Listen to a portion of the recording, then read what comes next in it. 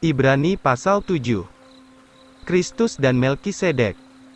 Ayat 1, sebab Melkisedek ini, Raja Salem, Imam Allah yang Maha Tinggi, yang menyongsong Abraham tatkala Abraham kembali dari membunuh raja-raja, lalu memberkatinya. Kepadanya juga Abraham memberi 1/10 bagian dari semuanya. Melkisedek, berarti pertama, Raja Kebenaran, dan kemudian juga, Raja Salem, yaitu, Raja Damai. Ia tidak berbapa dan tidak beribu, tidak bersilsilah, tidak mempunyai hari-hari permulaan, juga tidak mempunyai akhir hidup, tetapi dijadikan serupa dengan Putra Allah, dan tetap menjadi imam terus-menerus. Perhatikanlah betapa besarnya orang ini, yang kepadanya juga Abraham, nenek moyang kita, memberikan 1/10 dari seluruh rampasannya. Dan sesungguhnya mereka yang dari keturunan Lewi, yang menerima jabatan imam, beroleh suatu perintah untuk memungut persepuluhan dari umat itu menurut hukum Taurat, yaitu dari saudara-saudaranya, meskipun mereka keluar dari pinggang Abraham. Tetapi Melkisedek yang silsilahnya tidak termasuk dari mereka, telah menerima persepuluhan dari Abraham, dan memberkati dia yang mempunyai janji-janji itu. Dan tidak dapat dibantahi lagi, bahwa orang yang kurang itu diberkati oleh orang yang lebih.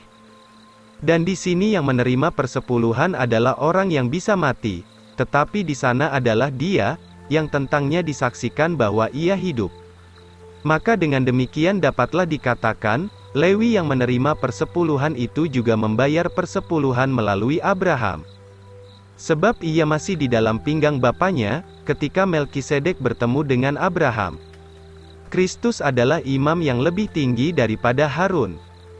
Ayat 11, karena itu, jikalau kesempurnaan itu terjadi melalui keimaman Lewi, sebab olehnya orang-orang itu menerima hukum Taurat, apa gunanya harus terbit lagi seorang imam menurut peraturan Melkisedek, yang tidak dipanggil menurut peraturan Harun? Sebab jika keimaman itu diubah, maka diperlukan juga suatu perubahan hukum Taurat. Sebab dia, yang tentangnya diucapkan segala hal ini, termasuk suku lain, dan dari suku itu tidak ada seorang pun yang melayani di mezbah. Sebab sudah jelas bahwa Tuhan kita terbit dari suku Yehuda, dan dari hal suku ini Musa tidak berbicara apapun tentang keimaman. Dan hal itu makin lebih jelas lagi, karena menurut teladan Melkisedek bangkitlah seorang imam yang lain. Yang datang bukan menurut hukum dari perintah daging, tetapi menurut kuasa dari hidup yang tidak berakhir. Sebab ia bersaksi, Engkaulah seorang imam untuk selama-lamanya menurut peraturan Melkisedek. karena sesungguhnya hukum yang terdahulu itu ditiadakan oleh sebab lemah dan tidak berfaedah. Sebab hukum Taurat itu tidak menyempurnakan apapun, tetapi membawa masuk suatu pengharapan yang lebih baik, yang olehnya kita menghampiri Allah. Dan sebagaimana Yesus bukan menjadi imam tanpa sumpah, karena imam-imam itu sudah menjadi imam tanpa sumpah. Tetapi Yesus ini dijadikan oleh Dia yang berfirman kepadanya dengan suatu sumpah. Tuhan telah bersumpah dan tidak akan menyesal, engkau adalah imam untuk selama-lamanya menurut peraturan Melkisedek. Dengan demikian Yesus sudah menjadi jaminan dari suatu wasiat yang lebih baik. Dan sesungguhnya pada mereka ada banyak imam, sebab mereka tidak bisa terus menjadi imam oleh karena kematian.